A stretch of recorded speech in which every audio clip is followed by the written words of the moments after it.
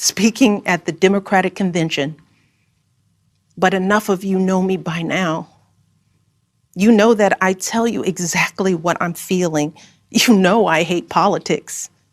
But you also know that I care about this nation. You know how much I care about all of our children. If you think things cannot possibly get worse, trust me, they can and they will if we don't make a change in this election.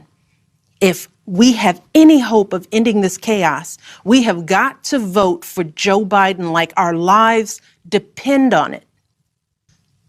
Because whenever we look to this White House for some leadership or consolation or any semblance of steadiness, what we get instead is chaos, division, and a total and utter lack of empathy.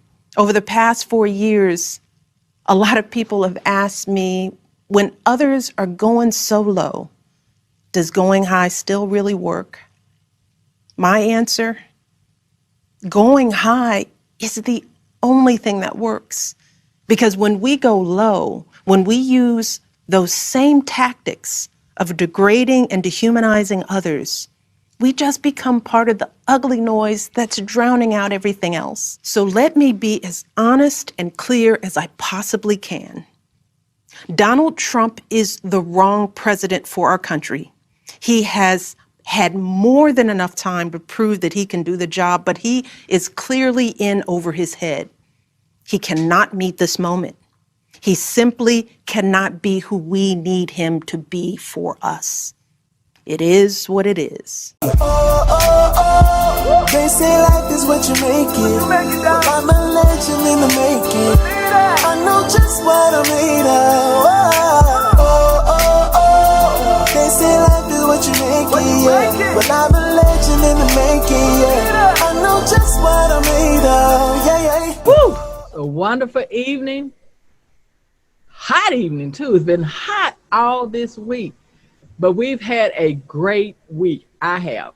I want to take a moment. I want to say, I'm just saying is in the building. I'm in here. And if I'm looking at you and you're looking at me, then we are all blessed because we made it so far. God has showed us favor. So we want to take a moment. I do. And I want to thank my lovely panel of women. I have Miss Kalun Fahie, all the friends I do with the last name Fahie. Cindy Davis, the lovely Cindy Davis. What your shirt say, Cindy? Don't be a puppet, honey. We have a puppet in the White House, but let's not be a puppet in 2020, honey. Is he dangling for Putin? Lord, we have the one, the only. Nobody even know. I don't even know why. Y'all don't even know why I give this woman such a loan. Loan. I go all the way out to just to say her name. She been stomping before we knew what stomping was for right and wrong. And I'm talking about stomping young, because at the age she started stomping, I was stomping to Michael Jackson. I wasn't even thinking about doing nothing but dancing and having a good time. Ms. Denise Minns Harris is in the building. Yeah. She is back. Now we are back, and we just watched Michelle Obama bring us in, take us out, be all the way through the mission with us.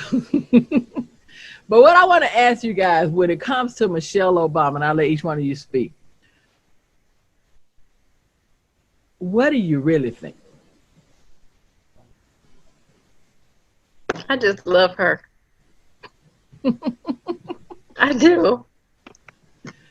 Do you know why, Kalun? Or since you said it like that, it's her name. I just want to know, but why? Because I mean, trust me, I'm with you, but why for you? Because every person has something different that they see in her, which is amazing to me. I mean, she definitely knows how to bring the energy in the way that it needs to be. She knows how to come into the room and say what needs to be said, and she doesn't mince words about it. She keeps it real in a professional kind of way, but she lets, she's not like scared. She doesn't back down. You know, she's like, I care about this country. I care about my husband. I care about my family. I care about everybody else. And this is what we need to do. You know, she's even trying to refine some earlier statements, like, you know, when they go low, we go high. And she's like, wait a minute. That might be true, but right now, this is a different day. We need to approach this situation with a strong hand, because this cannot continue. Right. On that note, she was really clear about that. Doesn't mean you don't be honest with the hard, cold truth. I was most impressed with, she took the gloves off and gave the most classy shade I've ever seen. She said Donald Trump is not the president for this country, straight out. She threw down the gauntlet. And then she said, which is of all the things she said, what stuck with me the most was when she said, pack a lunch, maybe dinner, and be ready to stay all night. In other words, she was communicating a sense of urgency. Like, this is not the time to be blasé. Didn't she say something about don't waste your vote on a third candidate? Yes, she did. It's silly. So she was very, very clear about this is urgent, and we may have to act in a way beyond what we've ever thought we had to do in the past to make this happen. I was deeply impressed with her. What about you, Sid? I love Michelle Obama. You know, she is just a female role model for me, and so many other transgender women. You know, like when it comes to elegance and class and how do you carry yourself like a lady, she represents all those qualities that I absolutely love. You know, and I'm so grateful that she did talk about not, you know, when she talked about 2016 about, you know, when they go low, let's go high. But we're not talking about traditional candidates. When we're talking about Trump, you got to go, well, I'm going to say, you got to go low. Because what he did in that election, the last election, was low. I ain't never seen nothing like that in my entire life. You know, and it was humiliating, and it was degrading, and it was embarrassing for the way he did Hillary. You know, and I don't think she should ever forgive him for that. But, you know, and I'm glad that Michelle, you know, the way she carried herself through all that and the way that she prosecuted the case against Trump was absolutely phenomenal. I absolutely love, hands down, when it comes to Michelle Obama. She could have been the vice president as well. And I think that she could run one day for president and she will win. You know, I don't think that she probably has some issues with outshining her own husband, but I would love to see an Michelle Obama ticket. She'll never do it. I know, but I would. Yeah, well, and people, if you're just joining, coming in, we are talking about the Democratic Convention. That's what we're going to be talking about from beginning to end, from day one to the last day, which it kept going. Michelle Obama, I was so happy when she freed herself. Mm-hmm. To me, that freedom came when she said, y'all know I don't like politics. Mm-hmm. But it also told you her character of who she was. Because when she said it to me, I felt it like she was saying, because I know politically you got to get a little dirty. You got to get a lot of dirty sometimes. So I really don't care for that type of thing. But in general, I care about the people and understand that this is the way the world works. But when she said to me, I would be out tonight with my bags of food and everything, because when Michelle Obama, who has been married to someone that was president and in that house, and I do trust her word. And when she tells me, make no mistake, if he is reelected, we are in trouble. And that fear and the knowing that she's been through some things and feeling, down about stuff and the way things has been going. And that's a nice way of putting it, but she's even spoke candidly that she's had her depressed moments and issues, which we all go through. But when I heard her say that, I sunk a minute. Like, whoa. You know what I mean? She was very clear, because the other thing is, people who love Trump also loved Michelle. Mhm. And so that's who she was talking to, because those people watched the convention and her speech to see her and hear her. So when she said, let me be honest, he's not the man for the job and he's clearly over his head. Wow. Just wow. What? Mic drop. It was a mic drop. That was how, when they go low, you go high. That's how you go high. You tell the truth. Wow. Denise, well Unvarnished said. truth. And That's that's well what she said. did. She just told the truth, because we don't want to be Trump. We don't want to be him. We don't want to be infected by him. And that's what she was telling us. Don't. But let me be clear what that meant. It don't mean you be nice, because she was not nice, but she was clear. And she told the truth. Well, Trump said she was getting a little nasty. He was surprised. You know, Trump was a little upset about her. He said she lied about how many people died. I want you to, I'm saying this so people can hear how foolish this sounds. Why did she pre-tape? She said 150,000 are dead. It's 170,000 that are dead. Yeah, Wow. she cheated them out of 20,000 more deaths. Really? Yeah. What an idiot. You get what I mean? Let me ask you guys something with day one of the convention. Okay. And we'll take a break and come back and we'll watch the first day. But with day one of the convention, watching it, even if you just saw bits and pieces, because it's long, it's okay. But in watching it, because I watched it all, I'm sorry. I recorded it so I could watch it all. No, you can go back and forth over. But my head was held high. I mean, higher than, as far as in 2016, they did a good job, decent job. But for 2020 and us being in a pandemic and being kind of detained, the work that I saw and the thought that was put in it, I felt like even on the first day when that young lady said, my dad did not have a pre-existing condition. Other than Finish it. Donald Trump. See? And that's another time a tear fell.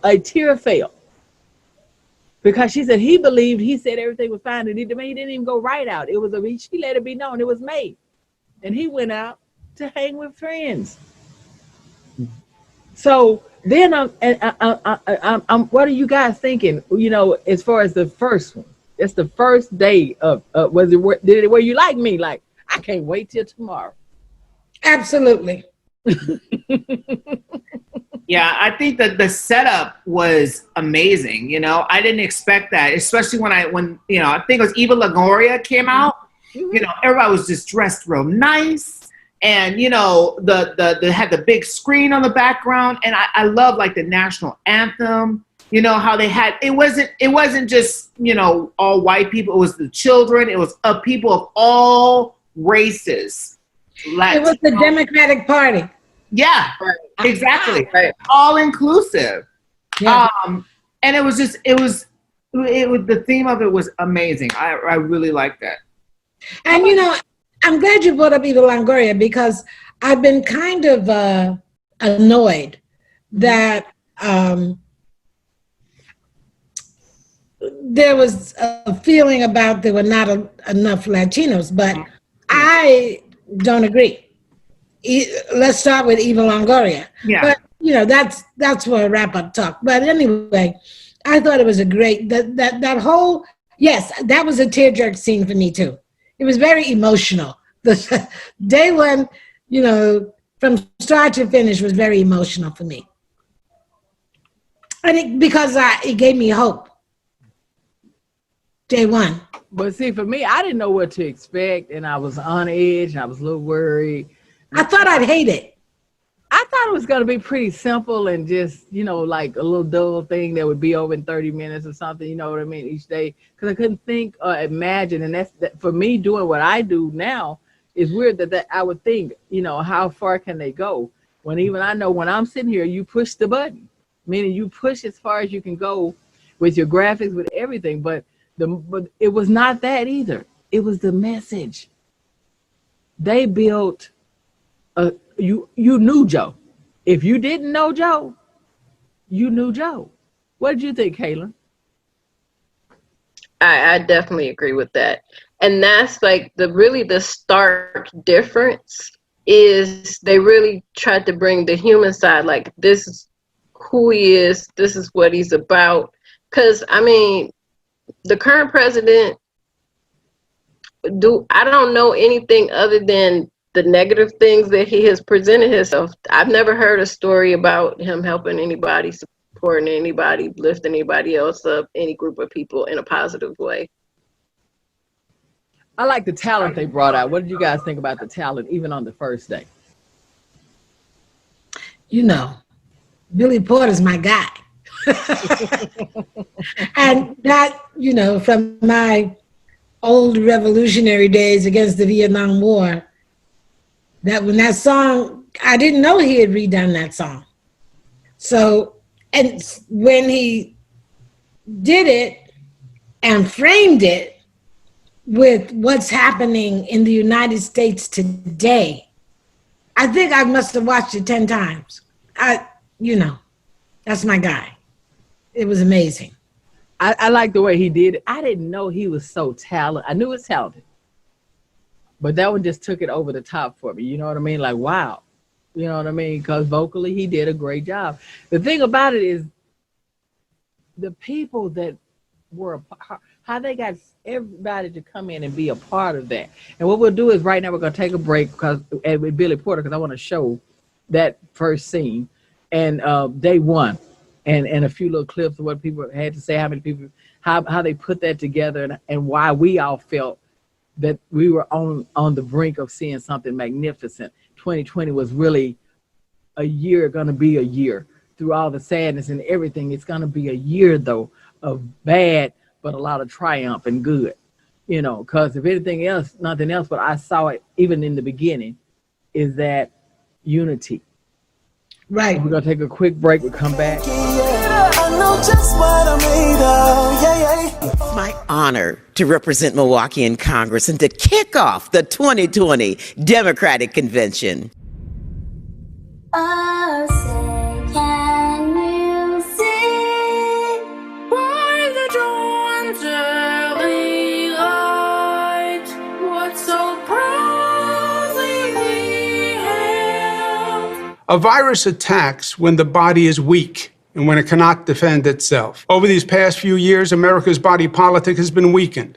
The divisions have been growing deeper. The anti-Semitism, the anti-Latino, the anti-immigrant fervor, the racism in Charlottesville, where the KKK didn't even bother to wear their hoods.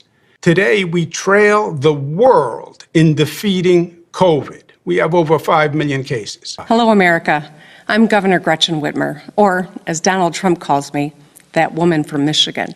Our campaign ended several months ago, but our movement continues and is getting stronger every day. Many of the ideas we fought for that just a few years ago were considered radical are now mainstream. But let us be clear, if Donald Trump is reelected, all the progress we have made will be in jeopardy. During this president's term, the unthinkable has become normal. He has tried to prevent people from voting, undermined the U.S. Postal Service, deployed the military and federal agents against peaceful protesters, threatened to delay the election, and suggested that he will not leave office if he loses. Hi, I'm Kristen Urquiza. I'm one of the many who has lost a loved one to COVID. My dad, Mark Anthony Urquiza, should be here today, but he isn't. He had faith in Donald Trump. He voted for him, listened to him, believed him and his mouthpieces when they said that coronavirus was under control and going to disappear. My dad was a healthy 65-year-old. His only pre-existing condition was trusting Donald Trump, and for that, he paid with his life. Something happened in here, but ain't exactly clear. There's battle lines being drawn. wrong. Nobody's right, everybody's wrong. Young people speaking their minds, getting so much resistance from behind. We gotta stop. Children, what's that sound? Everybody look what's going down.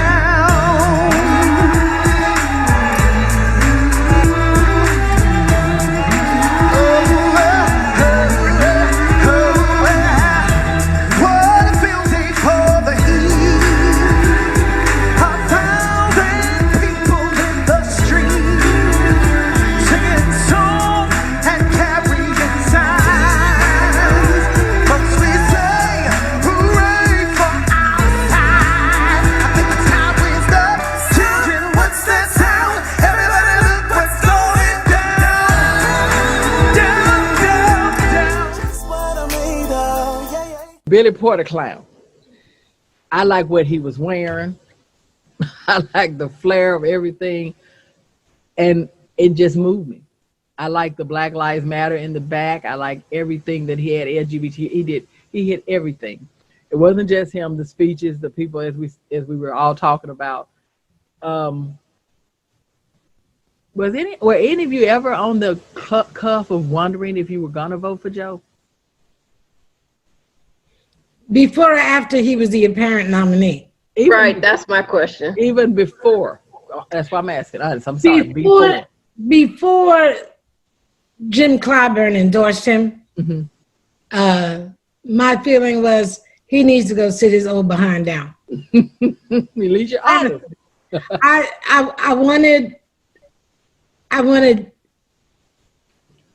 went through like 3 or 4 people. I wanted Elizabeth. I wanted Kamala. I wanted Amy Klobuchar. You know I loved Amy Klobuchar. You are, yeah. You did. That's who you're really looking at. And I'm still deeply impressed by her. Yes. Even her, you know, but when she goes on those Sunday shows, I'm still hoping she has a real role to play. But then he got the nomination and I was like, well, I'm all in. But I wasn't excited about him. Now I'm excited about him. Now I'm talking about after I finish work, you know, back in the day, what you would do if you're in California is you'd go to a state where they need people to knock on doors. No one needs to knock on doors in California to get out the vote. He's going to win California hands down. But you would go to like Pittsburgh or West Virginia. And I was thinking, it's like, I can't go. We need to be in Kentucky. But after the first night, I was like, I need to go knock on doors. I need to go convince people to vote for Joe. That's how I felt. But then I realized with this pandemic, I ain't going nowhere. But we can't tell everybody, guys, other than making sure you donate with Joe, look at your states and your senators and really look. And it wouldn't hurt to help the candidate running against Mitch McConnell. Oh, I've been giving him monthly donations since like 6-7 months now. I can't lie. I only started probably about 3 or 4 weeks ago. I started sending a little money. You know what I mean? I said, well, I can send to you next time. I said, well, I'm a sustainer. Yeah. You know, monthly. But listen, guys. Now, day 2.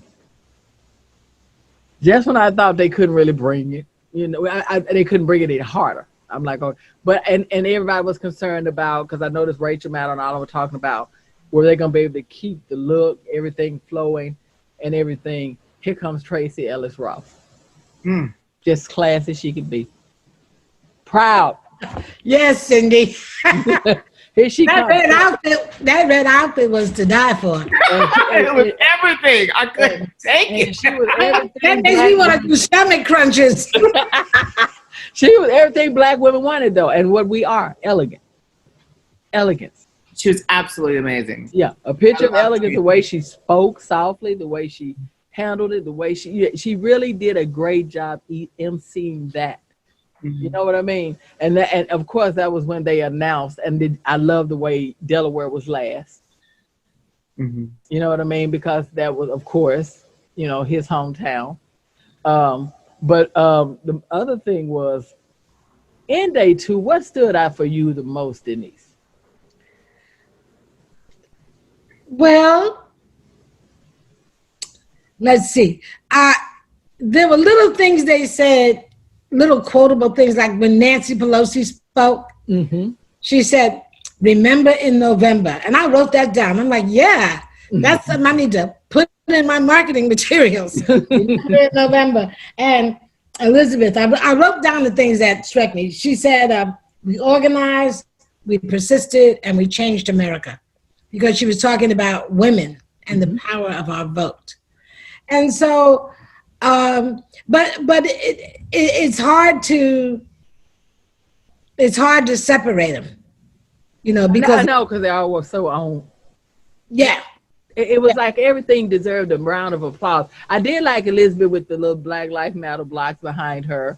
I really loved that. What do you think, Cindy? I thought that was catchy. I thought it was necessary and thought out, but I really thought it was needed. It was a great touch. I don't think it was overdone. Somebody was like, "Oh, they over the top." You looking on Facebook, and I'm like, no, not at all. But again, it was another night of, more than anything, becoming more familiar with who Joe Biden is. And you got to know Jill. My thing with her was knowing, because I didn't know this woman kept her job as at a community college, even after he was vice president. That says a lot about someone. And she's saying that if he is president, she's keeping that job. She's always been impressed by that. Huh? Go ahead. I just saying that I didn't know that before, and that always impressed me. And the reason why she said that, she said because she really wants to teach adults adults that have returned back to school, like that's important to her. And I just really, really admired that.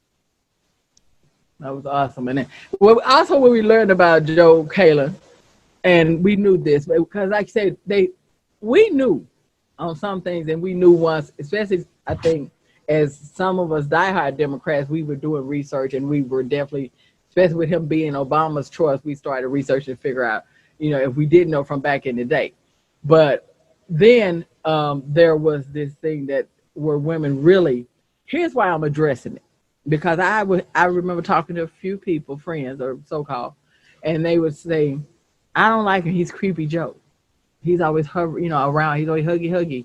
I think he's a rapist, or he'll do this and that." I'm like, what the hell?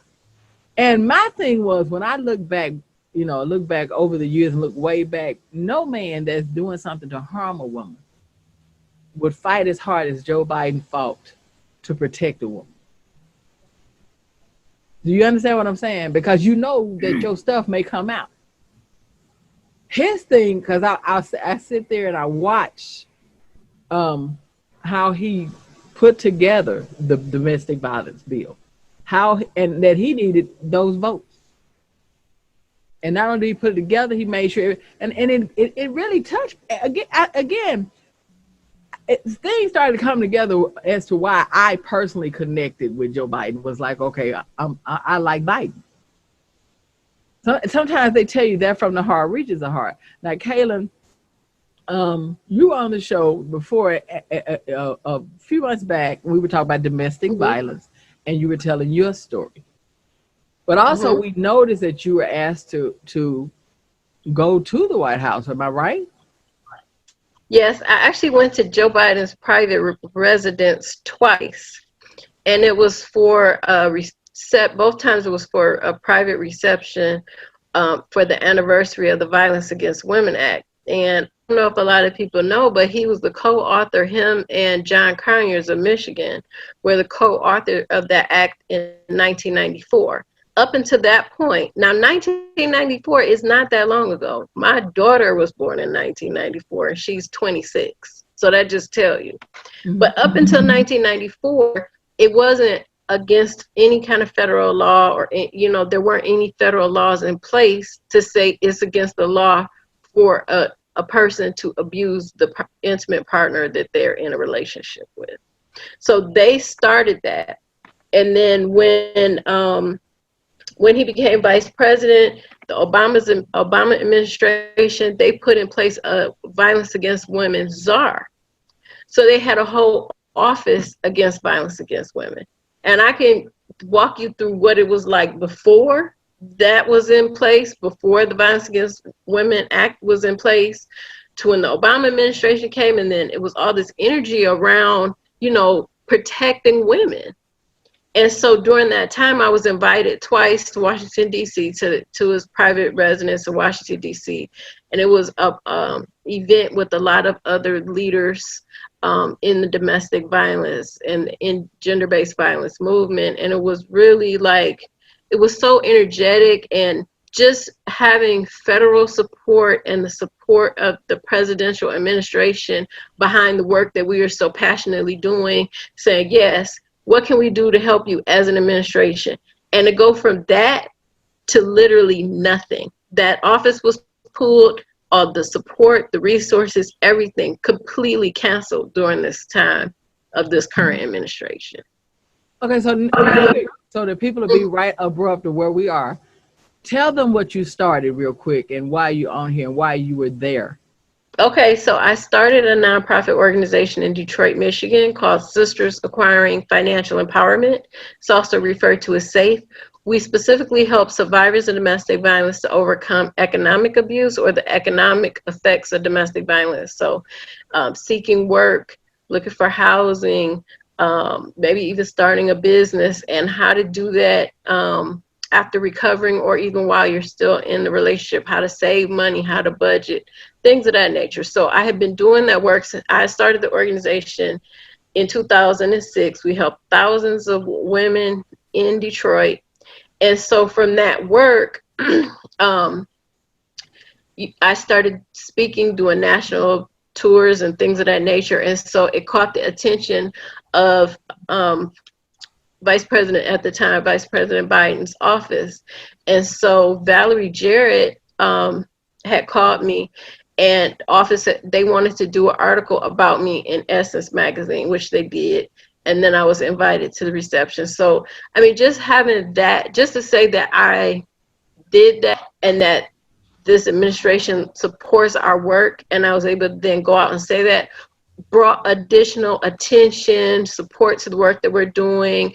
Even survivors were like, okay, you're a credible organization, you're doing great work. I seen you, you know, with Biden, so I trust you with my story. I trust that you will be able to help me because I can see that you know, so it means more than what people, it's not just a showboat. Like, it actually, people are like, okay, now I trust you to help me. So it actually helped me to extend additional help to others that needed the help. It gave you credibility. Well, but what made you start it, Kate? Let's one last Okay, so what made me start it was in 1998. 1998, I was in a 7.5-year relationship with my oldest daughter's father. And Labor Day weekend of that year, he assaulted me to the point that he shattered my left eye socket. I actually have a titanium implant that replaces the bone under my eye. And it was really challenging for me on every way you can imagine, mentally, emotionally, of course, physically, economically was the part that people didn't know about that part at the time. And so this was 1998. This was only 4 years after the Violence Against Women Act was put into place. So at the time, there weren't a lot of resources, and still aren't, in Detroit to help me kind of move through that process. And so I'm going to them and I'm like, okay, I got to get these eye surgeries. I got a child I need to take care of. I need, you know, help I need help with all this, but I also need help with my, I'm worried about my utility bills and the gas getting cut off in Michigan in the wintertime. And they're like, they didn't have the resources or anything to help with that type of thing. So I got counseling, I got help. And then I ended up working in the field of human resources. And as I moved up in human resources, I actually went back to school and got a scholarship for survivors of domestic violence.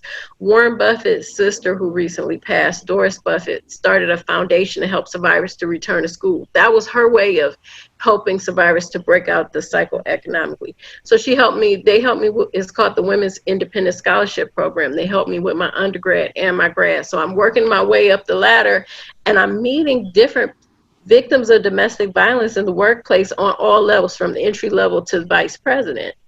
And it was my own personal experience and my professional experience, and really a word from God to start this organization and help survivors. So I started in 2006. Thank God you did. and make sure we repeat, Cindy. You heard what she said. Y'all heard what she said, Denise, about what happened to the organization when Joe Biden, when they left the White House. What did 45 do? I don't want to even say 45. I don't even want to give them a number. Well, you know. I said the current administration. So what did Donald say? I know a predator when I see one. They completely dissolved that whole Office on Violence Against Women. Completely dissolved that work. No big surprise there. So I'm definitely looking forward to getting reinstated. It's so important. I mean, and the conversation on a national level isn't even addressing how, during this time of quarantine, the rates of intimate partner violence are skyrocketing. People are being forced to quarantine with their abuser. They don't even have the relief of going to a job or going to, leaving in the morning to take your kids to school or pick them back up. Like, you don't have those type of outlets. You're just, it's so interesting. Imagine. Because my daughter of my heart is a teacher, and she teaches in, low-income communities. And the first thing she talked about, the first concern she had when they shut down the schools last spring was, she's like, nobody's monitoring. Nobody's monitoring what's happening to these kids. And then, because she's a dance teacher, so now she's teaching on Zoom. And she's so worried about the kids not showing up because she just wants to see them. So it's the mothers, it's the children. It's frightening. It's frightening. I think that's like the key to the Biden-Harris ticket, is that we know that they care about people on a more holistic, the whole person, and making sure, the kids or the families, like, that's the conversation that I really want to hear. And I don't want to just hear it. I want to know that you're actually going to do something about it.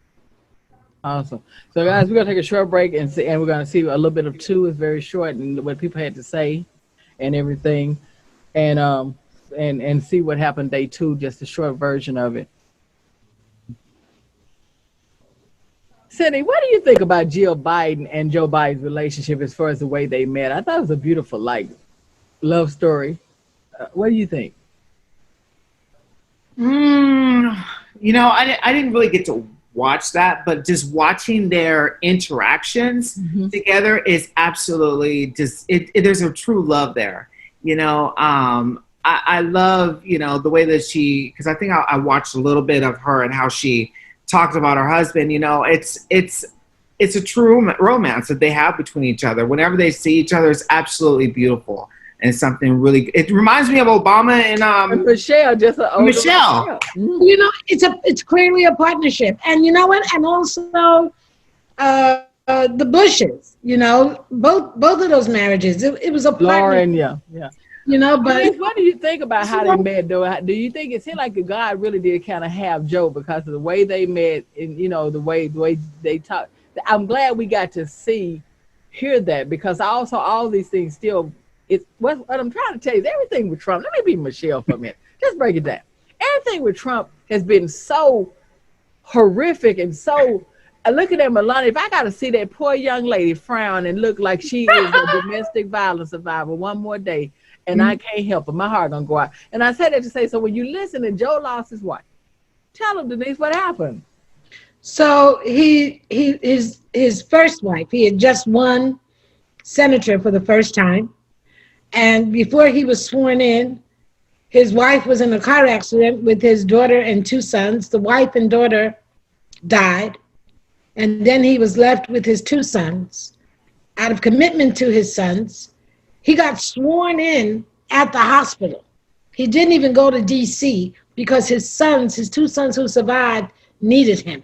So they had to come to where he was in the hospital, wear him in.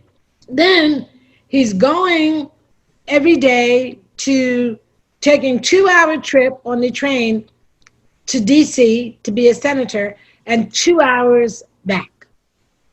So that he was there every morning to fix his kids' breakfast and every evening to fix them dinner, determined that he would do whatever it took to minimize the trauma and sense of loss.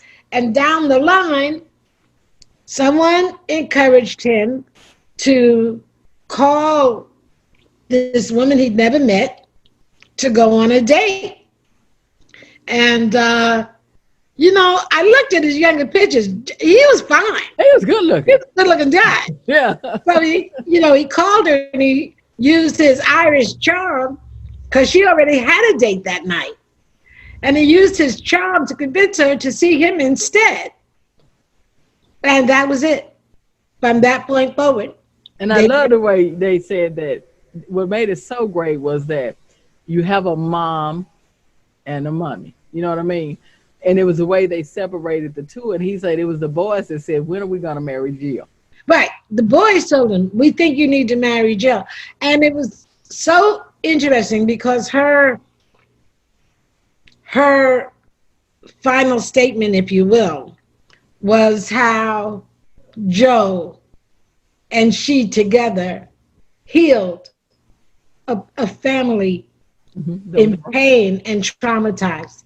And she drew the analogy that that's what's happening in this country right now. But that Joe knows. And she said, and you do it with love and kindness. You know, people don't mind if they can't get everything from you, if they know it mattered to you that you couldn't do it all for them. When people talk about what Obama didn't do, I always remind them it wasn't because he didn't try. You know what I mean? So, and what did my girl Stacey say? Stacey Abrams said, we don't elect saviors. No. That was powerful. Very powerful. It was a lot of powerful things said. Yeah, she said, we do not elect saviors. So that was like, grow up, America. Let's get him in there, but let's work with him to restore domestic violence. And don't forget, Biden pushed Obama to come out for gay marriage. I was watching Sunday TV that day, and they asked him, what did he think? Because at that time, Obama had not come out in support. No, Biden did it for him. Biden did it whether he liked it or not, because that's who he is. Mm-hmm. He said, I support gay marriage, of course. The hot ones with the hot ones. And then they're like, okay, Obama, how do you feel about that? And they're sticking the mic in his face. He's like, okay, yeah, we'll do it. But you're right, without a doubt. Oh, yeah. Yeah, without a doubt. And Joe made him a better president.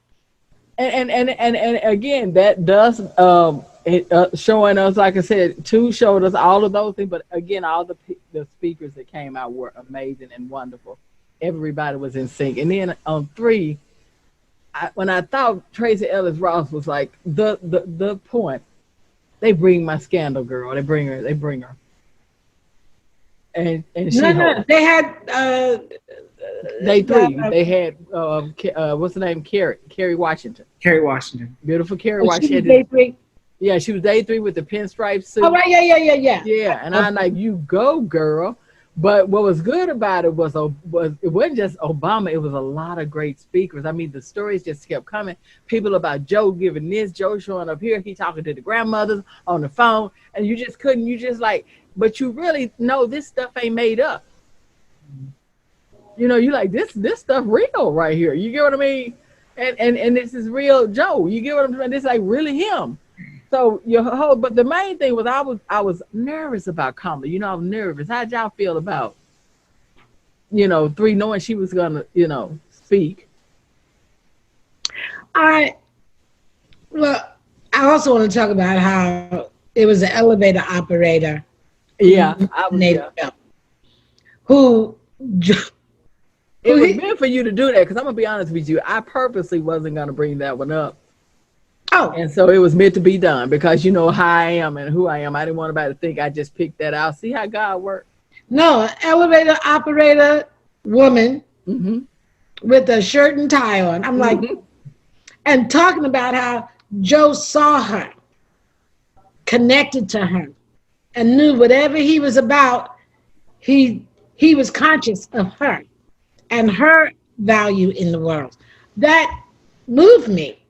You know, another teary scene for me. And I had heard that originally, out of respect, Obama was supposed to speak after Kamala. But he stepped in and said, no. I want to talk before Kamala. Because he was going to be the hatchet man, so she didn't have to be. Love it. What do y'all think about? Go ahead, and I'll come back to that. No, because I forgot about Kalun. Powell reached out to them and said, I want to, and Kalun Powell, I need you on this, for real, because I need you to fact check me. My understanding is Kalun Powell has never, been out at a Democratic convention. Even when he voted for Obama, he was not part of the convention, nor Hillary. Right. So, and he voted both times for Obama and Hillary because he didn't want Trump. But Kalun Powell calls, they tell me, and shocks everybody and says, I want to be on to speak. The whole thing with the Republican involvement and display of, very vocally supporting Joe and very vocally rejecting Trump was, I believe, to make it comfortable for disaffected, uncomfortable Republicans to come to vote for Joe. It's like, look, we're here. Come on. It won't hurt. You can do it. You can do it. You know you want to do it. Yeah. Right. It ain't just about, I'm so disgusted with Trump, but I can't bring myself to vote for a Democrat. No, come on. You can do it. I thought it was incredibly well thought out. And those are the, Kasich, Powell, those everyday people who were talking about, I have voted Republican my whole life. The old man in his 90s who fought in World War II, been a Republican his whole life, he says, not this time, I'm not voting for Trump no more. I think that was all very, very smart. Kasich at the crossroads. Mm-hmm. Yeah. There's a time like where you come to a crossroad, like he's telling his boys, I know what you're going through, but this is a crossroad. What path are you going to choose? So I think that was good. What I want to ask you guys, each one of you, we'll go Kalun, Cindy, Denise, Kamala. And then we'll briefly touch on Obama because we spoke about him and his anger, and I think he did a heck of a job. But Kamala, what did you think about her speech? I think her speech was the speech that was needed. But I'm just proud of her. I am. I am truly proud of her. And I just want us to protect her, protect our black vice president. Say it again. We need to rally around her, and I don't like the division that's going on, even in our own camp. I don't like that. Speak on it, Kalun. Speak on it. You see on social media where people, they even want to say, is she black enough? And is she, her background? And, well, what about this one time she voted for something? And it's like, okay, you know what? We need to come together because we know what we're dealing with on the other side. We know what we're dealing with. We need to support Biden Harris. I'm truly proud of her. I really am. I remember when Obama got elected, and it was like a knot in my throat. Like I was just so full of pride. I just know I'm just gonna burst open with pride when when I'm seeing her in the White House where she belongs.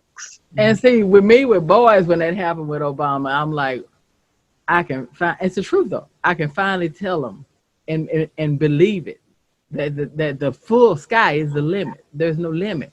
And so now you have the daughters, and you know what I mean? Right. Yeah. So Cindy, and in my lifetime, like come on, girl. Wow. But do you think though, like when Obama was elected, real quick, my grandmother was just saying, I wish to God I'd get to see a black man be president. And that was my tearful thing with him. You know what I mean? It was like, I wanted her to see this. You know what I mean? Because they could only imagine what. And then to imagine her seeing a woman.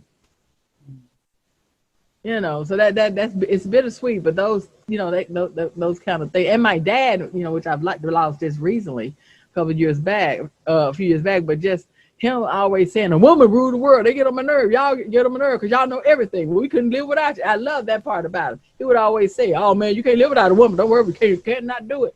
We can't do it. Don't lie to yourself. So, you know, I knew he would be, I told you, now we're going to get some stuff together. Now he's from the country. I know we're finna get it right now. And you know, and I see that now we want to say Dad. And he'd be like, girl, we finna get it right now. They're going to get it right. Don't worry. You know, that kind of thing. But what about you, Cindy? What do you think? What did you think? Actually, let me say it like this. Like, Kamala Harris is the first political campaign that I ever gave money to. I've never given money before. But when it came to Kamala Harris, she was the first one that I ever donated to her campaign. You know, she's a senator from California. She's a black senator from California. She represents us here in California, you know. I love the fact that when she got up there and the confidence that she had, she's a prosecuting attorney. I always wanted to see her prosecute the case against Trump. That's what I want to see. And another thing I want to see, I want Joe Biden to take a night off from a debate against Trump and allow Kamala Harris to go in there and debate Trump. I want her to pull out all the weeds against Trump about A, B, C, and D. I want him to talk about Puerto Rico and how he was just throwing these paper towels against these people who are in some pain.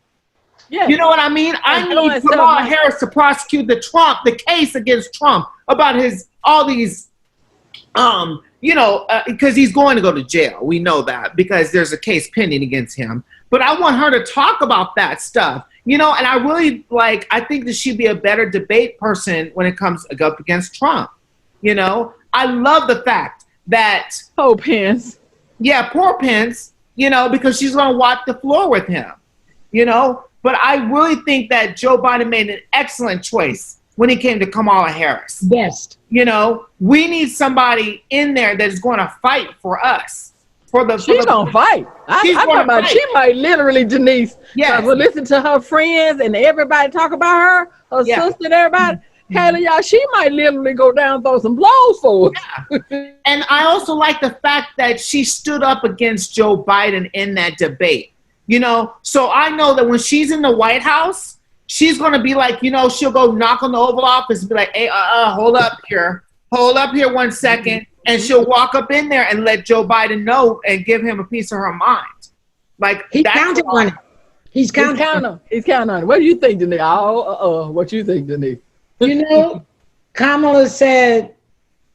when Kamala said, there's no vaccine against racism. Oh, yes, I saw that. When Obama ran, because he was the first, he couldn't run as a black man. He was a black man, but he couldn't run as a black man. She's running as a black woman. She's calling out AKA. She's calling out racism. The historically black university. She is calling out HBCUs. She's not feeling like I need to hide that I'm a black woman to make you comfortable that I'm a black woman. She's like, you're getting a black woman with all that says.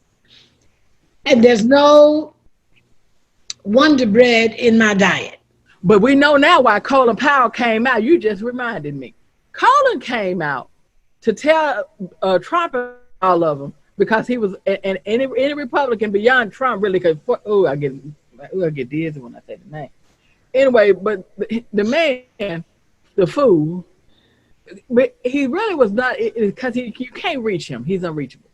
But to say to other Republicans, I was fine for y'all, or was I really not? Because I'm also of Jamaican descent. You understand what I'm saying? And mother is another race. Because he was, you notice he came and made sure that's what he led with. Saying, I'm just like her. You didn't ask me for my birth certificate, and I was Secretary of State.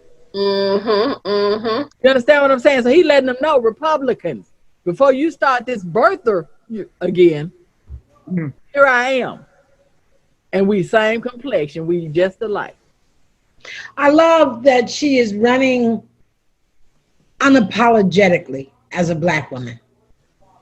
You know, Obama, his first run, gave that phenomenal speech on race when all the hoopla started about Reverend Wright. But strategically, he had to, I don't want to say play it safe, but he couldn't lead. He wore his mask. He wore his mask. His Black experience was circumstantial. You know what I mean? But with her, she's like, I'm here because I'm a Black woman. Period. Handle it. So what does Trump do? Of course, he starts pulling out all the buzzwords. Oh, she seems so angry. Yeah, angry Black woman. We have a lot to be angry about. I'm not apologizing for that either. You know, and if you can't handle it, no wonder Putin owns your tired self. That's what I'm saying. I'm truly glad that you let us know that Obama let her go, wanted to go first so that he could do and yeah, he wanted her because we're in California. We know who she is. But the country still really doesn't know who she is. And this was a time for her to let the country experience her genuineness. I don't know if I said this to you before, Dion, but when I was watching her that first time with Biden, when they were signing the papers to register nationwide as a, you know, on the ballots, I was listening to her and I said, she's a female Obama. She has that level of intellect and articulation. Joe is a man of heart and empathy and integrity, which we're sorely lacking in Washington right now. But as you said, Cindy, she will take the facts and prosecute. She'll do it. She don't need, it would be nice if she debated him because Trump he can't handle no Black woman. Don't even think twice. And says he can't be alone with a woman unless his wife is there. But you know what? Maybe the debate will be on Zoom. She will be prosecuting. I think Prince had something. We always said that. She'll be prosecuting Trump for the next 10 weeks. Every speech she gives is going to be about him and where Biden wants to take this country, where we've been, how we got there, and that's when she prosecutes him and where we can go.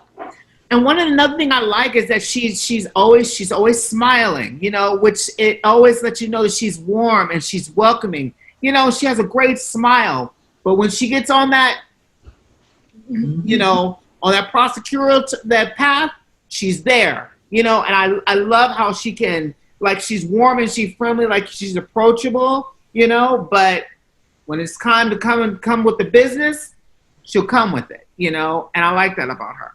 And I liked that these nights, so many people said the phrase, build back better. Yeah, I did notice that. Because that's what it's about. We don't want to go back to normal. Because that wasn't a happy place for Black people, was it? Let's pause and think on that. Let's pause and think on that one. I know just what I'm made of. Delaware is proud to cast its 32 votes for our favorite son and our next president. Our friend, Delaware, Joe Biden.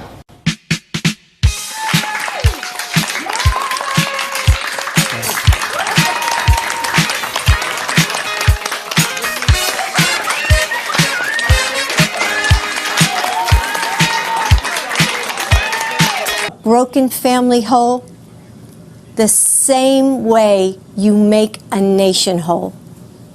With love and understanding. Faced with a president of cowardice, Joe Biden is a man of proven courage. He will restore our moral compass by confronting our challenges, not by hiding from them or undermining our elections to keep his job. Donald Trump inherited a growing economy and a more peaceful world. And like everything else he inherited, he bankrupted it. 3 years ago, my beloved city, Charlottesville, Virginia, was attacked by white supremacists and a young woman was killed. We were attacked again when Donald Trump praised those racists. That was the day Joe Biden decided to join this battle for the soul of America. Have died from COVID, and Donald Trump says it is what it is. America, Donald Trump has quit on you. Just one thing never changes: his determination to deny responsibility and shift the blame. The buck never stops there. And out of this long national nightmare, America will finally awaken to a brighter future and a new day.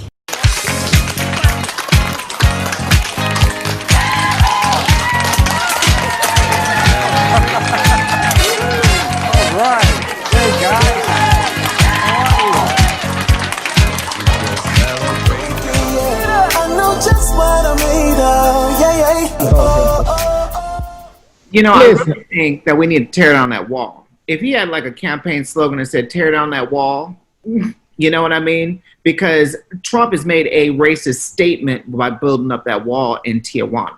You know what I mean? Look at the wall, real quick, Bannon. All that money.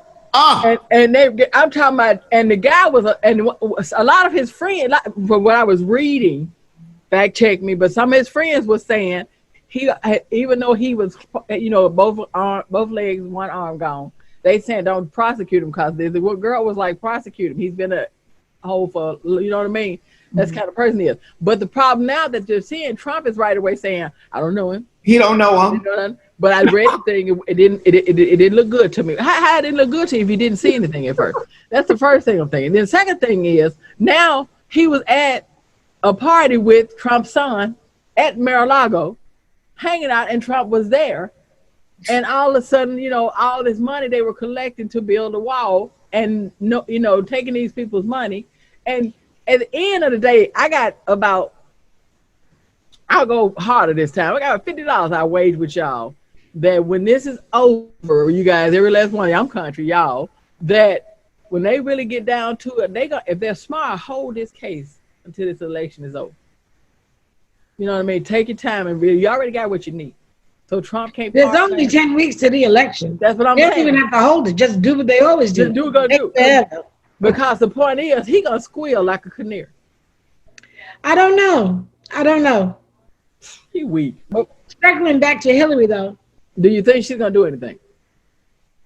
Well, I want to talk about her at the convention because, again, she made the point, and it resonated with me that even having 3 million more votes don't mean you're going to win. Yeah. And so, again, that was once again re-emphasizing the urgency that this is not a time you can be complacent, because even having 3 million more votes, don't forget your history. It didn't happen that long ago, you know. And again, you know, she's having a great retirement. She's making buckets of money off her books and buckets of money off of traveling and giving. Scorpio. She ain't caring about all that. She's been waiting 4 years for this revenge. It's enough to see him defeated. Honestly, I think all those people who have contributed, like Obama, like Michelle, like Hillary, I keep thinking about that incredible stage of talented people who were winning during the primary. Any one of them. Make Cory Booker the damn attorney general. I feel like, you know, these people we're talking about, they've gone through that phase of, you know, the adulation. And I really feel like now they're just trying to have lives. Like they've done their time. They've served. Let's cultivate these people coming up. Let's look at all those women he was considering. Because I saw a chart. There are like 4 Black women surrounding him in key roles. So let's let them do what they do.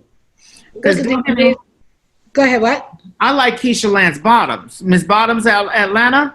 Mayor. Yeah, the mayor of Atlanta. Oh yeah, she's okay. She's heavy. She's doing her thing. Like there was, and it was her, and it was a few other ones. But that was another one that Black lady that really stood out to me. I really liked her, and I really liked how she handled the rioting that was happening in Atlanta. You know, like she was like a Black mother. Like she's like, go home, and I was like, if I was out there, I would have gone home. Like, you know, like that was my Black mama. Yeah. You know what I mean? And she took on the governor, who ended up backing down. Back down. But she, you know, she's I like Lightfoot too myself. I'm sorry. Yeah. She's look like don't mess with me. Well, you know, the one thing this pandemic has done is display for us how many Black people are in local elected offices. Many of them relatively young. I'm saying relatively young, like in their 30s to 50s. Relatively young, really fighters and sticking to their guns. And I love it. And I had no idea. But the pandemic, as they show how they are fighting for their communities in these states with governors who are Republicans and would be happier if we all just died, because that's one less vote against them. Nobody's going to tell me any different about that. No, I felt that way too. Like they really, he's stupid enough to believe that if we kill enough Black people and brown people die, that's less votes and I could win. Yeah, okay, we got a plan for that. Can't be another woulda, coulda, shoulda election. If you vote by mail, request your ballot now and send it back right away. If you vote in person, do it early. Become a poll worker. Most of all, no matter what, vote. There is no vaccine for racism. We've got to do the work. For George Floyd, for Breonna Taylor, for the lives of too many others to name, for our children. Donald Trump's ignorance and incompetence have always been a danger to our country. COVID-19 was Trump's biggest test. He failed miserably. Today, America has the most COVID deaths in the world and an economic collapse. And both crises are falling hardest on Black and brown families. I've seen firsthand Donald Trump's disrespect for facts, for working families, and for women in particular. Disrespect written into his policies toward our health and our rights, not just his conduct. Let's fight with conviction. Let's fight with hope. Let's fight with confidence in ourselves and a commitment to each other. To the America we know is possible. I accept your nomination for Vice President of the United States of America.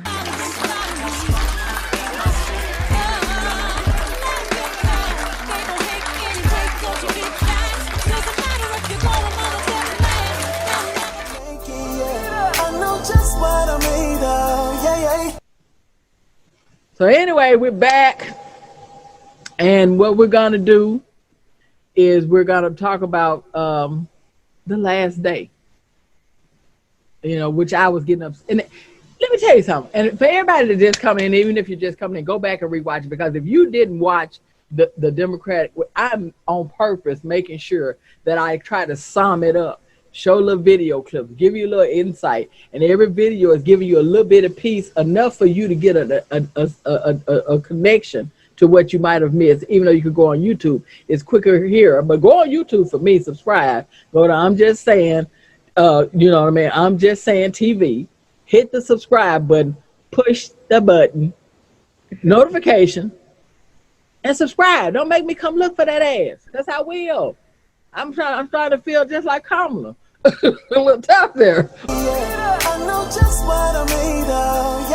I'm Andrew Yang. You might know me as the guy who ran for president talking about math and the future. We must give this country, our country, a chance to recover.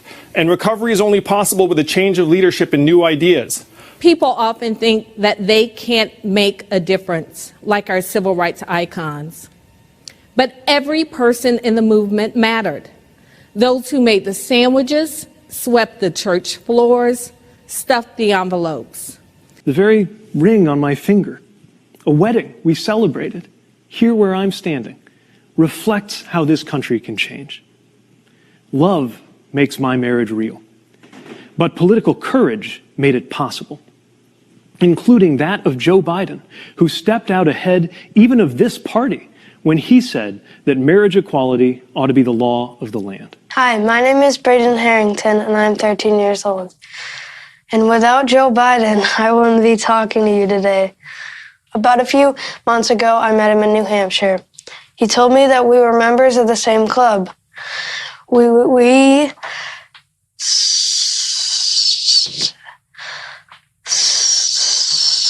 stutter. It was really amazing to hear that someone like me became vice president. That's the kind of leader our service members deserve. One who understands the risks they face and who would actually protect them by doing his job as commander-in-chief. Instead, they have a coward-in-chief. The question for us is simple. Are we ready? I believe we are. We must be. You know, all elections are important. We know in our bones this one is more consequential. It's a great honor and humility. I accept this nomination for President of the United States of America. Passion and purpose. May history be able to say that the end of this chapter of American darkness began here tonight. Thank you, and may God bless you, and may God protect our troops. Good night. This is day 4, and I'm saying if this made me want more and everything, I'm like, I gotta really find something more in my life real quick. But it was just really from day 1 to 3, I felt so inspired. I felt, and I would throw it on you guys now, because after I say this, I'm gonna have to. Like Obama said, I was guilty because I was giving up on this country. I had planned my escape. How was I going to get over into Canada? What I was going to do, how this was going to work itself out. You understand what I mean? And anything that I could do to get anywhere that didn't have U.S. Because this was really tearing me apart. After George Floyd, and it's sad to say that a loss like that had to happen. So the world happened to be sitting at home and saw it, where there was an opening, an awakening of something in everybody, to the point where the marches are still going on. Newsflash. One of the things that happened was Black Lives Matter marched all over the world. Because wherever we are, they're killing us. Mm-hmm. They're killing us in Canada. They're killing us in Mexico. They're killing us in Europe. Wherever we are, they're killing us. Now, I have my own understanding why, and we can talk about that on another show, because that's not what this is about. Mm-hmm. But there's no place to go, and the place with the most potential to still be a beacon for the world is where we are. So let's just plant ourselves here, fight the good fight, and win, because we got Joe and Kamala. Hence why I listen to this woman. Here's why I listen to this woman. But now with the last day, I said, I don't think they can beat it, you know. It's been everything. Ain't no more they could do to surprise me. They can't touch me. I ain't crying another tear. I'm strong. I'm tough. They bring the young boy that stuttered. Good looking, handsome young guy that Joe met. And I learned that Joe stuttered, and Joe told his mom, little lady, I thought of you, Denise. I swear, so help me God. I thought about you. You know I would have done it. But he said, my mother all the time, I'm going to let you tell the story. Because you're a little tough. Joe was in Catholic school, and the teacher teased him about his stuttering in front of the whole class. He was so humiliated, he ran home crying. And when he told his mother, who is the same height as me, 5 feet, she said, really? Let's go to the school. Walked into the classroom, walked up to the nun and told her, you ever humiliate my son like that again, I'll come in here and rip that bonnet off your head. I told him to go sit his ass down. She said, now go sit down, go back to class, Joe. I'm in tears. I was in tears when the boy read great. And he opened it with, if it wasn't for Joe Biden, I wouldn't be able to do this tonight. And he almost got through the whole thing without stuttering, but he did a good job. He did a great, I was cheering for him. I said, dang it, let me get up. On social media, they actually have a video of the day he met him. And how the father said, I brought my son to you because he heard you used to stutter. And Joe stopped everything, leaned over, started talking to him, got his phone number. And he said, look, I've got all kinds of ways that I overcame this, and I'm going to call you. And who knew that you stutter the most when you're on the phone? I didn't. He said, I know stuttering on the, you stutter the most on the phone, so you don't have to talk. I'm just going to tell you. Then he said, there's 25 other stutterers I'm working with in this country. What? Yes. That's what's on the video on Twitter, him meeting this boy and tell him, I'm going to work with you too. I'll help you get through this. That's why he can't stand Trump, because Trump's a bully. Yeah. And he knows how to deal with bullies because he had to deal with it as a kid. And remember, he said what his father told him, don't ever be a bully. Don't ever fight women. And those are the things that you really have to instill in your children. But I just, like I said, and my other thing was the host. I think we needed Julia. Yes, we needed the lightness. We needed that light, that lift of lightness. She was hilarious. She was hilarious. But she was, and I was like, I think she kind of was like, I can say the things. Don't worry, you know what I mean. Don't worry, Tracy. Don't worry, Carrie. I got y'all. I can say the things y'all won't say. I'm gonna say it. You know what I mean? I'll make light of this situation or that situation, which was really, really, really good. But the thing too that got me was both. The way they set it up to introduce Biden and how Bo was present. You know what I mean? Everywhere you could feel it. I don't understand. With Biden, I think my thing as a parent, I feel him. You feel him. Without that loss, you get what I mean. No parent already. They say no parent should have to bury their child. Well, he buried a young daughter and his wife. Then you come back years later, and you have a relationship that we all know is phenomenal with those boys, and he has to do it again and still pull himself together and still have time to talk to somebody's grandmother or somebody's this or somebody that had a rabbi that told about how he came to a woman's funeral that he met years ago because she and he wasn't even, he was Catholic. She sent him $18 for his campaigns. Girl, I said back, I said, everybody need an Uncle Joe. We need an Uncle Joe. And the thing about it is, this is what we were talking about, Kayla, Denise and I, we did the show when they first announced Kamala. I think Cindy was on board with us. So we were talking about Cindy wasn't able to make it. We were saying, don't judge a book by the cover. Because everybody was ready to jump on Kamala, say negative things. She and Joe about the bill. Remember the crime beat. That's why Clyburn was able to flip some people around. because he know they were the ones that went to them, and we won't even get into that. But the point is, everybody, black people are looking at two things. Like first, like you said, go sit your old ass down.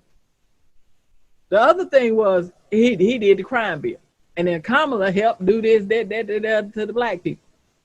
But when you read the facts, which are easy to read because we all got Google, computers, phones, something, then we see a whole different light of what people are saying. And we say, shame on you for talking about somebody and you don't even know who they are.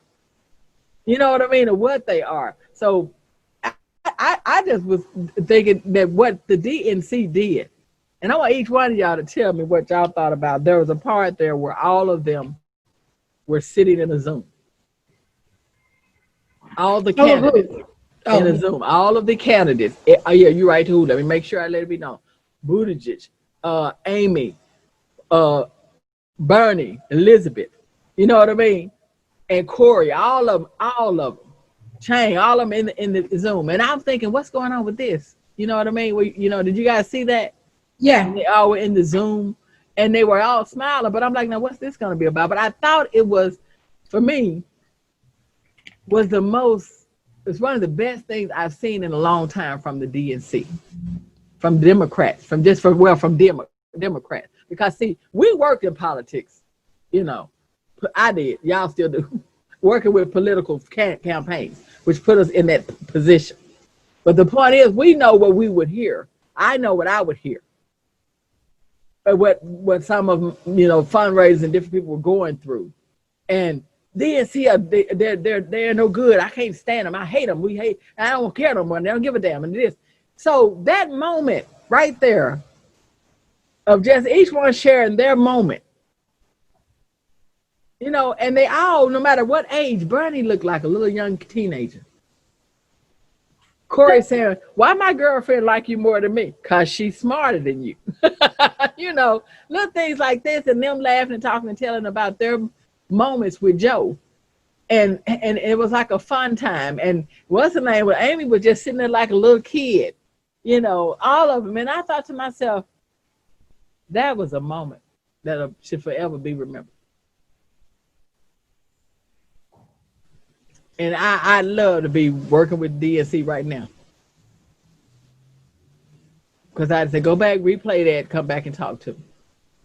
Because they are learning the Republicans will stand behind Donald Trump through sludge and filth and grime. They've already done it. And we get divisive at one little thing. That's why I have to check sometime with the DNC, with some of the members, because y'all ain't gonna like what I'm gonna say. I know we as black people can be divisive against each other. That's why I said, let me count how many damn members of the DNC. Y'all must got some black in you. Every last one of you. Because y'all just get divisive just quick. That anger and the furiousness you have, you better get pulled together. Because that's what's hurting us every time. But for once I saw something, and I don't know if it's just that we are all realizing the state of where we are right now as a country, and that we got to grab hold to each other and hold on tight to get this fool out of office. What y'all think? I agree, and it'll definitely take that level of unity for us to get there. Because we 100 now, we said 170,000 back a few days ago when the food that y'all, that's in office that we didn't want, tried to correct Michelle. And things are happening every day. And he's planning his brother's funeral in the White House. He had it. He had it at the White House, right? I knew he was planning it. So he already had the funeral at the White House. Go ahead, take it, Cindy and Denise. I'm weak. Tell me what y'all thought about the last day of the show overall, everybody. It wasn't a show, but it was for me because it showed me something. It showed me again, I'll say it, Denise, the audacity of hope. Mm-hmm. And I needed that. And we need it. And it's what's giving me the courage to look toward tomorrow and the next day and the next day and ask even stronger, God, let me live. Let me get through. You know what I mean? But because that I was looking at and what we've been looking at, I was starting to wonder where is there any hope in anything? And Joe Biden called those names. Now we got next week, guys. We already know what we're gonna hear. So y'all tell me what y'all think about this week, the summing it up, and what you feel about what's coming for us next week. And do you think anybody's gonna give it any play, any airtime for real? Kayla. Cindy, I'll go after you. Go ahead, Cindy. Well, I'm not watching the Republican. I might, see it on the news, I mean, they've already shown me everything that they have to offer. You know what I mean? They have over 170,000 Americans that have died. They have tried to strip health care from millions of Americans, and if it wasn't for John McCain, I would not be able to go to the doctor right now. They've already shown me what they have to offer. So, I mean, I don't need to give Trump another, No more light. Yeah. Yeah, it's all gonna be a whole bunch of lies, and they have nothing to offer. So, but the Democratic Party, they did leave me, for so much hope, and what the future really has in store. I'm really going to be interested in the press conferences. I want to see some press conferences with Kamala Harris. I want to see some press conferences with Joe Biden, and just continue to, because right now, Americans are, there's a memorandum that's about to expire. There's a lot of people right now that's about to go homeless. Mm-hmm. A lot of people don't know what's going to happen within the next, we're terrified. We're absolutely terrified. Some people are going to be out on the streets, and in this pandemic, there's no vaccine, and it's just a really scary time. And, when people vote in November, that's what we're going to be thinking about. The under leadership that we're under right now, how am I right now? I'm about to lose my place. I can't pay my bills. My job hasn't come back. Okay. And my kids need to be fed. And I'll never forget, because recently on the news, there was a woman that had just had 2 newborn babies, and they're in a car right now because they got evicted from their place to stay, and they're in the floorboards of her car sleeping. And this is what we're voting on right now. Right. And that's sad. We got to make the right decision. Because there's just too much at stake. So, right. The Democrat, right now it's giving me so much hope. And I wish if we could do it right now and vote for Joe Biden. We need him right now. We can't. I wish they would let us vote early. Yeah. I tell you, Denise, get your sweet potato pies, girl. I got some sandwiches and everything. We're gonna all meet. We're gonna wait till we get, because if I waited at Costco's out for some tissue, I can damn sure wait to vote him out. Yeah, and I also want to, hopefully on the next show, I want to talk about how, he's trying to sabotage our voting process, but meanwhile, saying, they're trying to, rig the vote by mail is, going to be rigged, but meanwhile, he's over here, look at this, I'm over here trying to, hide mailboxes. Hide mailboxes and all this other stuff is going on. Like, what the hell, really? Machines. Did you see today they voted that, the guy said he stopped. They were questioning, but he said they weren't doing anything else. That's what it's already been done. It's already been done. But he said, I'm not putting the machines back, but I'll let go of the overtime. But the post people said, well, then we'll work as much overtime we have to get it fixed, to get the mail out. Standing in line, as Michelle Obama said. Go ahead, Denise. Couple of things. With what happens is once you have a nominee, the DNC stepped back and the Biden machine took over. Mm-hmm. So the way that the consideration and heart and good planning that made this convention happen, to me, is how the first demonstration of how this country is going to be run. So I was very heartened by that. It showed the skill level of the kind of people that are attracted to support Joe and Kamala. So I was very impressed. I I was waiting, and Joe said exactly what I needed to hear. He said, I have a national strategy to beat this pandemic. And then he started breaking it down.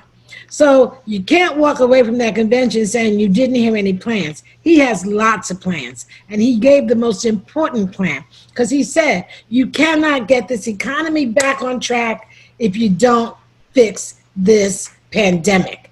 And then he talked about jobs for the future and training and healthcare and so on and so forth. He was amazing. And then he wrapped it up with, I'll be an ally of the light and not the darkness. Yes, I love that too. I'll be an ally of the light and not the darkness. So I went from, I'll vote for my dog Ruby, if that's what it takes to get Trump out, to I want Joe Biden. I want this country. Okay, this is going to sound crazy. It's okay. But there was a lot of ugly in this country that we were not aware was still percolating. Not to the depth and breadth that we've seen it demonstrate itself under Trump. So now it's all been revealed. You know, you can't cure an infection if you don't know it's there. Mm-hmm. So Trump's function was to push all that infection to the top. And I believe Biden's function is to lance the cyst. I like that. I like that. You know, he's going to do what he got to do.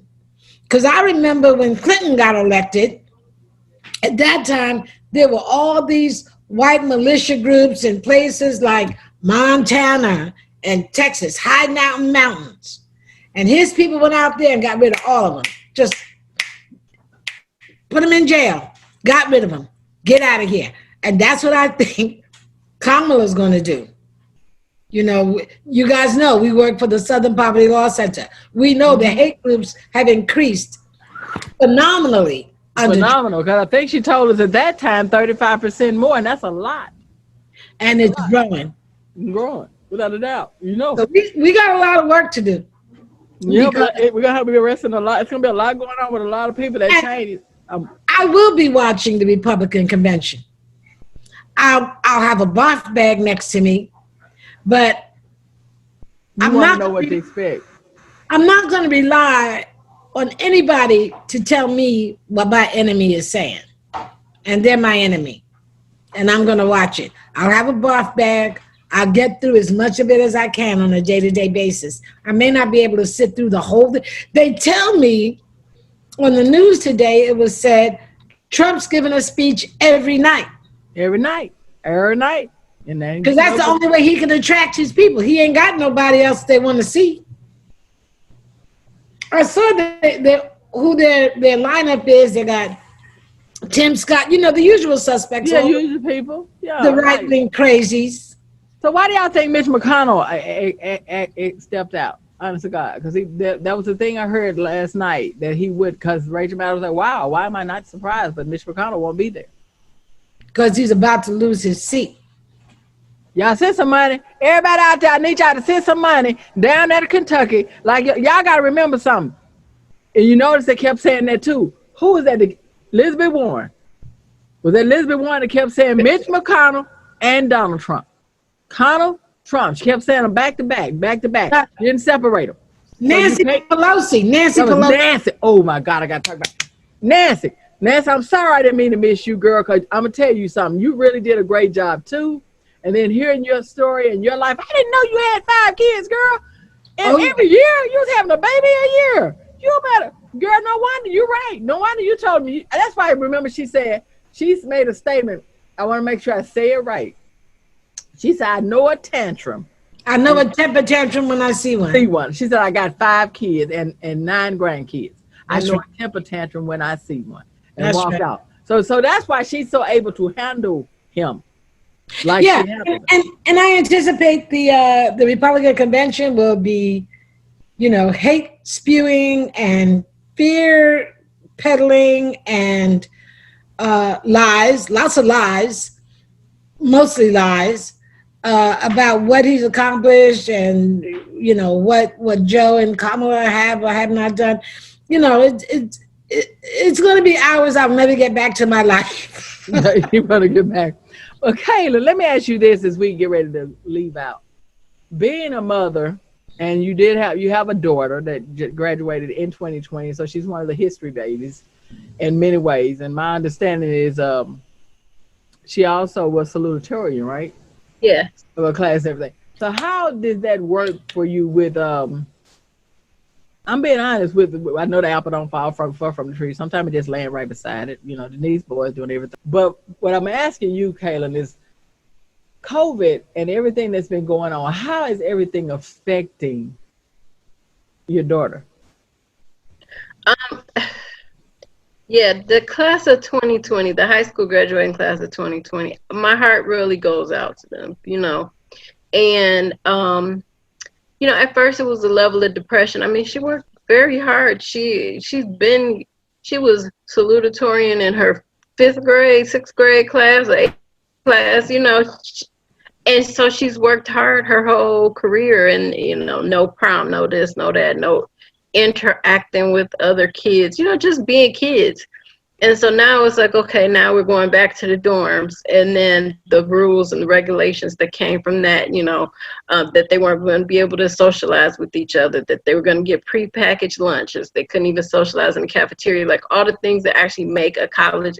The orientation was going to be virtual.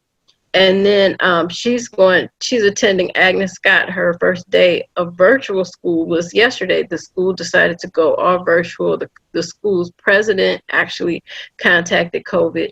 Wow. This situation is so scary. And it's like, yes, the children are disappointed and they're making just the best. I think they're a very resilient class, you know, fortunately because of technology. If it wasn't because of technology and them being able to stay connected with each other, that would be an issue. It's just, yeah. No, it's just on a federal level, you just don't see the support for the children, for the college student. You know, you see, okay, well, we're going to defer some student loans, just defer them. But that's not, I don't think that that's a human response. That's not, it's on the help. You got college students, and even support for, what about parents with younger parents, students? I'm like, kindergarten, 1st grade, 2nd grade, like, how do you homeschool a 1st grader virtually, a kindergartner, and then people still have to work? Like, this is really, it's really hard, you know, and I'm just praying for our kids. I pray for the quick end of this COVID. As it's going on, people are becoming more weary and less taking it seriously. Yeah. Even though I personally know 6 people who passed in Detroit from COVID, and it's really scary on a lot of levels. Guys, it's been wonderful talking to each one of you. Cindy is going out. She got one thing she want to say to you. What is it, Cindy? Don't be no what? Don't be no puppet, honey. Don't be a puppet. You have a great night, Cindy. All right. All right, Denise, what is it you want to tell them as we head out of the building? Vote and convince 3 others to vote too. I love it. What about you, Kalun? What is it you want to tell them? Vote, vote, vote. Biden and Harris, vote. Vote. All right. This is what they're telling you, my people. The smartest thing that they get, probably the best advice today. They can give you. So you guys have a wonderful night, okay? Nothing but love, I'm just saying.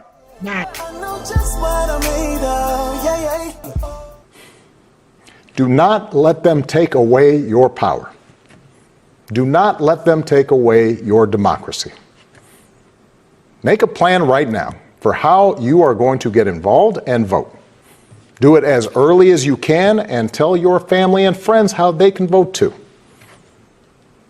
Do what Americans have done for over 2 centuries when faced with even tougher times than this. All those quiet heroes who found the courage to keep marching, keep pushing in the face of hardship and injustice. Well, here's the point. This president and those in power those who benefit from keeping things the way they are counting on your cynicism. They know they can't win you over with their policies.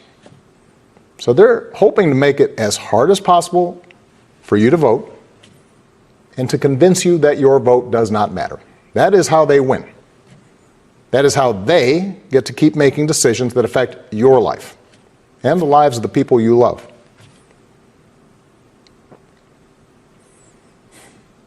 Last month, we lost a giant of American democracy in John Lewis.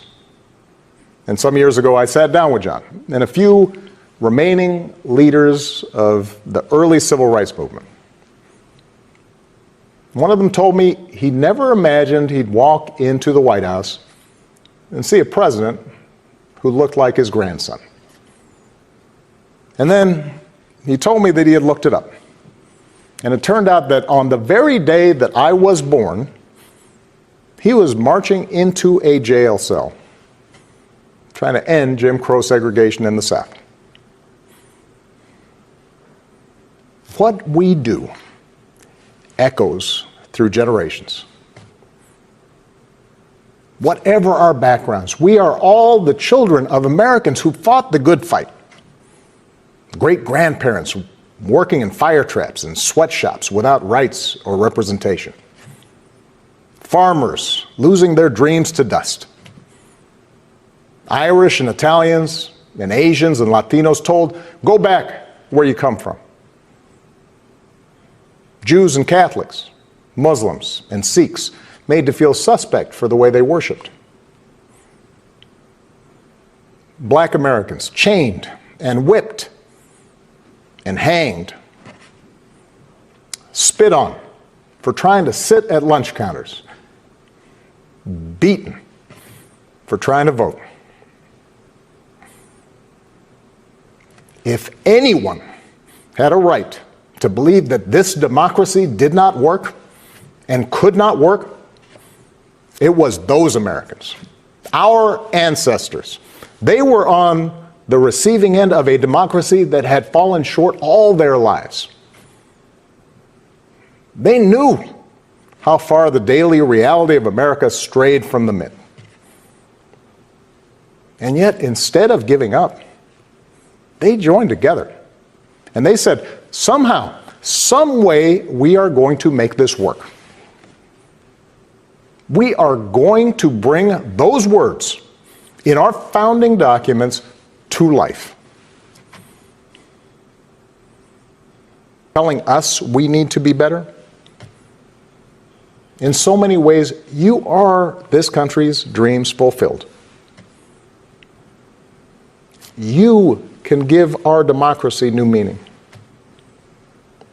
You can take it to a better place. You're the missing ingredient. But any chance of success depends entirely on the outcome of this election. This administration has shown it will tear our democracy down if that's what it takes for them to win.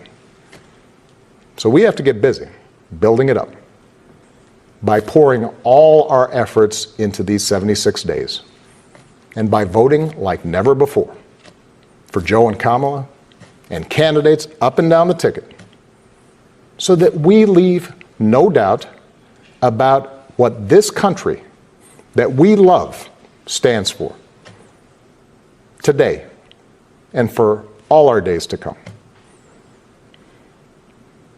Stay safe. God bless. Try to have a wonderful night. I'm just saying, it's in the building, out the building, around the building, somewhere. But go on I'm Just Saying TV, YouTube, and subscribe. Hit the notification button and don't be no puppet. Remember this, knowledge is power. Power. But if we have not seen anything else and have not learned anything else over this time, love is everything. And I love you. And I'm out.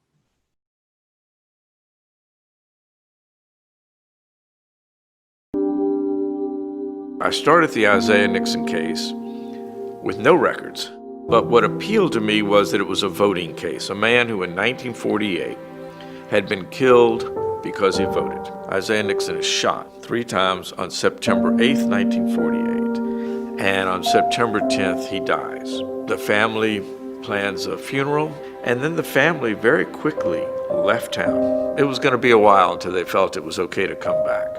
And when the family came back and they're looking for Isaiah Nixon's burial place, they can't find it.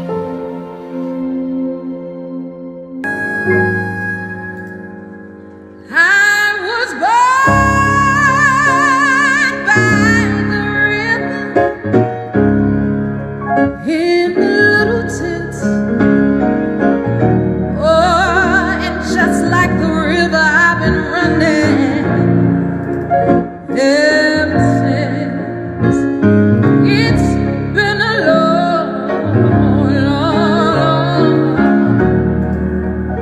long time coming, but I know change is gonna come. Well, it's been too hard living, but I'm afraid to die. I don't know what's up there beyond the sky. It's been a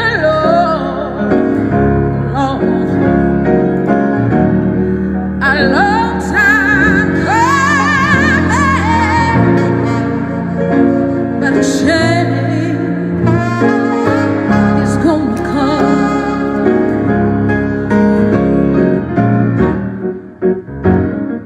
Well, I go to my brother,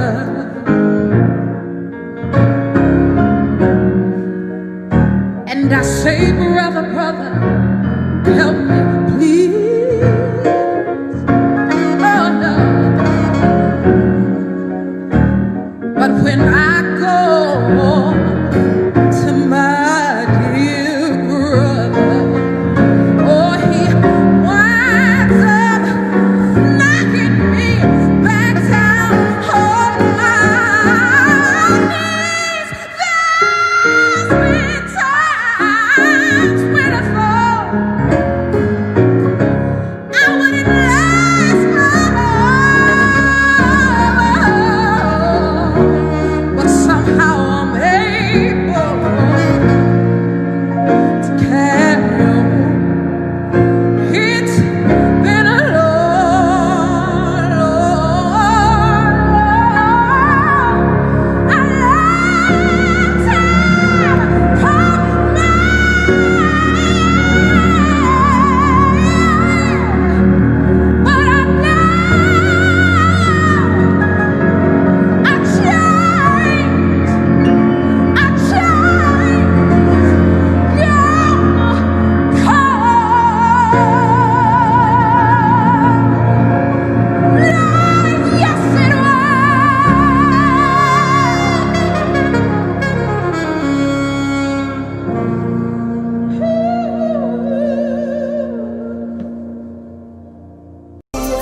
I know just what I'm made of, yeah, yeah. Oh, oh, oh. They say life is what you make it. Well, I'm a legend in the making.